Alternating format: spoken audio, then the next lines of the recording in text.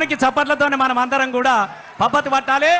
ఇప్పుడు బాబు కూర్చోండి అమ్మా మీతో అందరూ. ఇప్పుడు మన అందరికీ ఒక క్రేజీ మన తెలంగాణ బిడ్డ. పువ్వులతోనే కూడా కొడుతున్నావు పువ్వులు.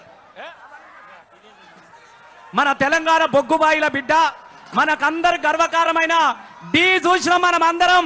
మన తెలంగాణ బిడ్డ జాన్లిని ఇప్పుడు మన ముందుకు వచ్చినది.